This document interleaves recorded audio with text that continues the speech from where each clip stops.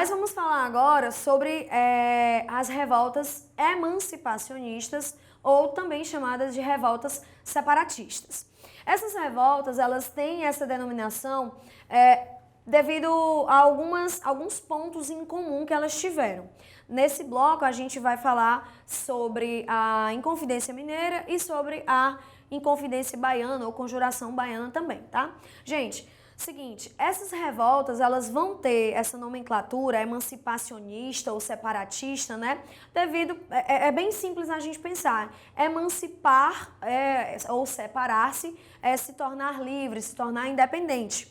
Nesse momento, no final do século XVIII, início do século XIX, o sistema colonial brasileiro e principalmente a produção aurífera no Brasil apresentava diversos problemas. Havia um contexto de escassez desses metais preciosos no Brasil, os impostos que não diminuíam e que a coroa portuguesa era implacável na cobrança desses impostos, e ainda um sentimento que já pairava aqui na América e no Brasil também, na colônia, que eram os sentimentos iluministas, que eram a questão da liberdade, fraternidade, igualdade, os ideais, por exemplo, da independência dos Estados Unidos, que já chegavam aqui na colônia portuguesa, de maneira tímida ainda, tá? Até porque é importante a gente pontuar que não existia imprensa, né? A ausência da imprensa na colônia era justamente uma medida da metrópole para censurar as informações, né, para então controlar tudo que era circulado pela colônia.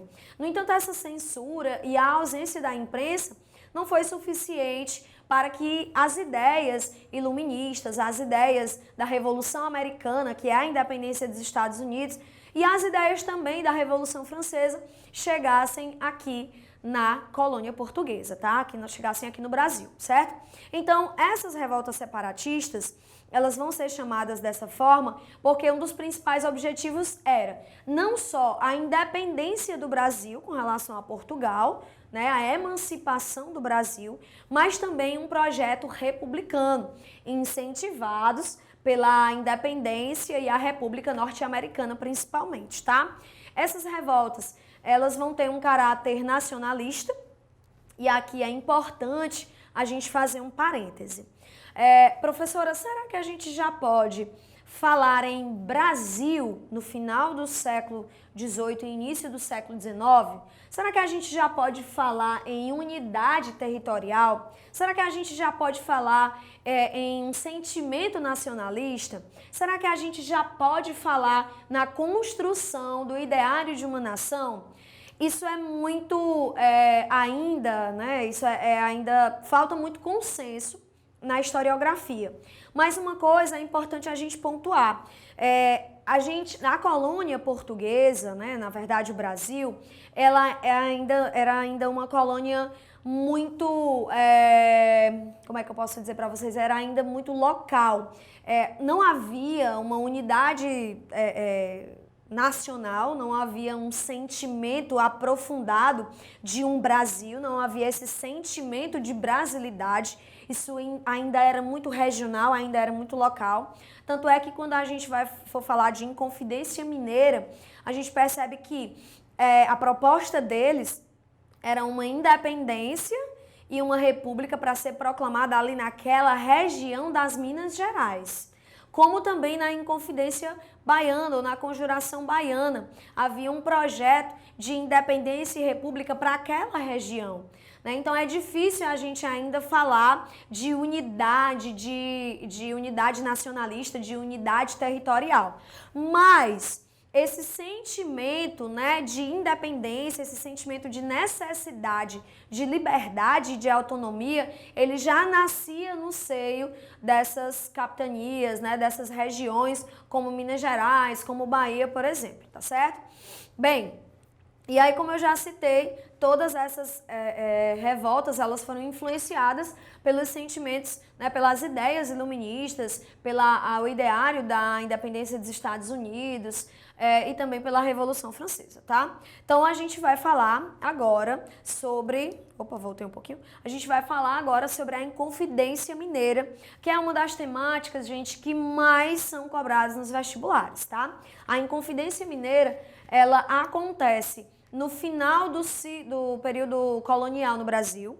Ela acontece em 1789. Eu chamo de final porque ali já se desenhava um cenário de emancipação, né? A Inconfidência Mineira, ela foi a prova, né? Ela foi o termômetro de que o ciclo colonial no Brasil e também o ciclo minerador estavam fracassados, estavam fadados ao fracasso e ao fim, né?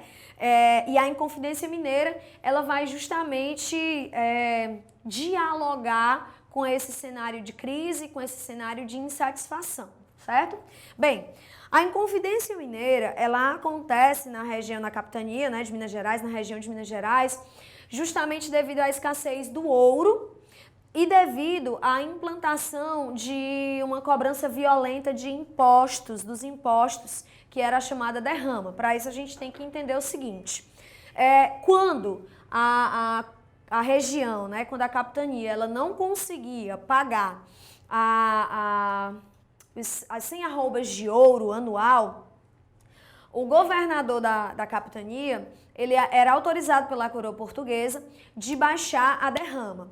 A derrama era o seguinte: se os mineradores não conseguissem, né, pagar, não conseguissem arrecadar as 100 arrobas de ouro, o imposto ele passaria a pesar sobre toda a população. Era uma espécie de cobrança por cabeça na região ali de Minas Gerais, né? Então, o que é que nós vamos ter? A derrama, muitas vezes, ela se concretizava de maneira violenta. Quando as pessoas que não se sentiam obrigadas a pagar aqueles impostos, porque muitas vezes elas nem trabalhavam, nem lucravam com a atividade mineradora diretamente, tá? É muito bom a gente ressaltar, elas não trabalhavam diretamente com a extração de ouro, então muitas vezes elas não se sentiam responsáveis pelo pagamento daqueles impostos. Quando essa derrama ela era instituída, pesava sobre essas pessoas, então havia uma resistência. Quando havia a resistência, os dragões, né, que eram chamados os soldados, eles estavam também autorizados a aplicar essa cobrança de maneira violenta, né? Tudo que tivesse de valor nas casas, né, dos moradores ali daquela região, deveria ser confiscado. E isso havia um conflito corporal entre as pessoas e entre os soldados, os chamados dragões. Então, isso vai desenhar um cenário de crise. Em 1700, no finalzinho de 1788, nomeado um novo governador para a capitania, que é o Visconde de Barbacena.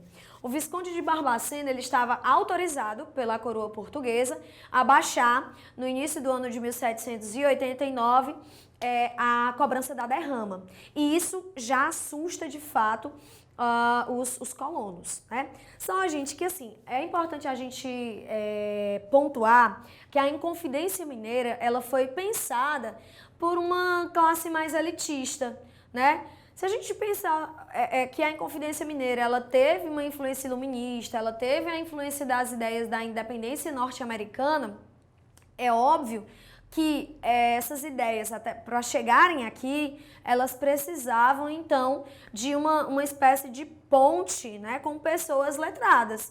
A gente vai ter filhos, né, de latifundiários, filhos de mineradores, que vão para a Europa, né, vão para Coimbra para estudar e lá tem acesso e tem contato com essas ideias iluministas, com as ideias, né, o lema da liberdade, desculpa, o lema da Revolução Francesa, que era liberdade, igualdade, fraternidade. Então, o que é que nós temos? A Inconfidência Mineira, ela é marcada pela presença de uma classe elitista. Daí, uma questão muito interessante que é importante a gente abrir aqui um parêntese, tá? Que era a questão da escravidão. Olha que contraditório. A Inconfidência Mineira, ela tinha como principal objetivo a liberdade, a igualdade, a fraternidade, né? Esse lema da Revolução Francesa, essas ideias iluministas. Ela também tinha como principal objetivo a independência do Brasil, a emancipação do Brasil, que também lutava nesse campo da liberdade. Ela tinha como objetivo também a proclamação de uma república para aquela região ali das Minas Gerais. Só que, mesmo encampando essa ideia de liberdade, não houve consenso entre os participantes na questão da abolição da escravidão. Imagina vocês que muitos desses participantes, eles eram contrários à abolição da escravidão porque eles eram filhos de escravocratas, ou eles mesmos eram escravocratas, né? Chegava a se questionar quem era que ia trabalhar nesse Brasil emancipado, nessa república proclamada, né? Então é contraditório essa ausência de consenso de libertar ou não os escravos nessa possível república que iria ser proclamada, mostra como havia ainda ali um impasse dentro do próprio movimento, né? Então, foi um movimento marcado pela presença de uma elite escravocrata, de uma elite mineradora. Uma exceção era o próprio Joaquim José da Silva Xavier, o Tiradentes, né? O Tiradentes, ele era um desafortunado, pobre coitado, né? Que ele e mais os seus 6 irmãos ficaram órfãos quando crianças e aí acabaram perdendo todas as suas posses. O próprio Tiradentes, né? Ele foi militar, né? Na condição de alfer.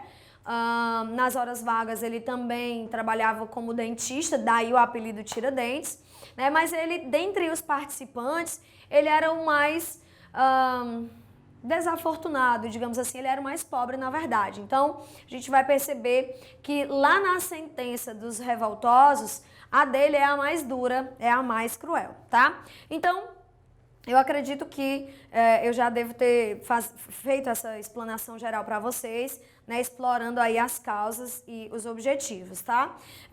Cobrança de altos impostos, né, como causa, a escassez do ouro, a cobrança da derrama, né, enfim, e uma coisa muito importante, gente, que foi a proibição em 1785, a partir de um decreto da rainha, que era a Maria I, né, a mãe de Dom João VI, né, a Rainha Maria I, que ficou conhecido como a Louca.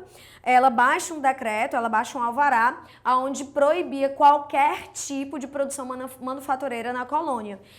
Então a colônia ela estava cada vez mais fadada a depender da metrópole, a depender da exportação, na verdade da importação de produtos manufaturados da metrópole que eram vendidos aqui muitas vezes com preços exorbitantes, né? Causando aí um descontentamento nesse programa, tá? Nesse processo, certo? Como objetivos, proclamação da República, a gente já explorou isso. O fim do pacto colonial, que acabei de falar para vocês, né, que era esse monopólio que a metrópole tinha sobre a colônia, que acabava muitas vezes impondo uma série de preços, enfim, né, intragáveis. Estímulo ao desenvolvimento de manufaturas, que era uma forma também de produzir, né, essas mercadorias aqui, baratear os preços. E a criação de uma universidade, né? Então a gente já demonstra esse caráter iluminista deles. Teve um dos participantes da Inconfidência Mineira que ao estudar em Coimbra, né, ao estudar na Europa, ele tem contato direto com o Thomas Jefferson, que na época era embaixador dos Estados Unidos, né, da República Norte-Americana recém-proclamada, era embaixador dos Estados Unidos na França, né? Então a gente percebe aí como havia um contato, né? Como havia a presença de pessoas mais esclarecidas nesse processo, tá? Como desfecho dessa revolta, gente, nós vamos ter a delação, na verdade, né? Havia aí um X9 dentro dos integrantes do movimento, o Joaquim Silvério dos Reis. ele era um latifundiário, ele era um minerador, ele tinha contraído altas dívidas com a coroa portuguesa e aí foi proposto a ele que, em troca do perdão das dívidas, ele delataria os seus companheiros, ele delataria o movimento e assim ele o fez. Né? Entregou todos os companheiros, né? Enfim, então o Visconde de Barbacena, que era o governador da capitania, ele suspendeu a derrama e ele trabalhou, né, numa empreitada implacável de aprisionar, né, e desvincular a Inconfidência Mineira, que nem chegou a acontecer. Né? Eles foram presos antes de que, de fato, a Inconfidência Mineira fosse posta em prática em março de 1789, tá? Esse processo de prisão e de julgamento e condenação, ele se arrasta até 1792 e aí muitos foram condenados à forca. Só para vocês terem uma noção, só a leitura do julgamento durou 18 horas, né? Então era algo bem, a coroa queria realmente fazer uma cena, né? A coroa queria de fato fazer uma encenação, né, de condenação. E aí, por incrível que pareça, algumas horas depois dessa condenação, chega uma carta de clemência da Rainha Maria I, perdoando, na verdade perdoando não, modificando a pena, né, tirando, né, anulando o enforcamento e impondo outros tipos de punição, como prisão, exílio e tal. Só que o único que ficou de fora da clemência da rainha foi o próprio Tiradentes, que ele foi utilizado como mártire, né? Ele foi utilizado como exemplo de punição para quem traísse a majestade, né? Para quem cometesse o crime de lesa majestade. O Tiradentes foi enforcado em praça pública e foi esquartejado e os pedaços do seu corpo, os pedaços do seu corpo foram espalhados pelas estradas reais, né? Sua cabeça foi enfiada em uma estaca em praça pública para servir de exemplo, tá? Quase mais de 100 anos depois do esquartejamento, enforcamento e esquartejamento de Tiradentes, a República Brasileira foi proclamada e o Tiradentes foi resgatado como mártire, como herói nacional, nessa propaganda republicana já no finalzinho do século XIX, início do século XX, tá? E o Tiradentes, ele começou a ser propagado, começou a ser retratado com uma semelhança muito forte a de Jesus Cristo, né? Jesus Cristo, que foi um mártire na história, né, do cristianismo, o Tiradentes acabou sendo comparado, sendo pelo menos assemelhado à figura de Jesus Cristo, tá? Beleza? Então é isso, a Inconfidência Mineira, gente, ela foi uma revolta de caráter elitista, ela foi uma revolta que aconteceu, né, buscando a independência do Brasil, já com um projeto republicano, mas que foi delatada e nem chegou a acontecer, ok? Beleza? Então, um abraço e até a próxima.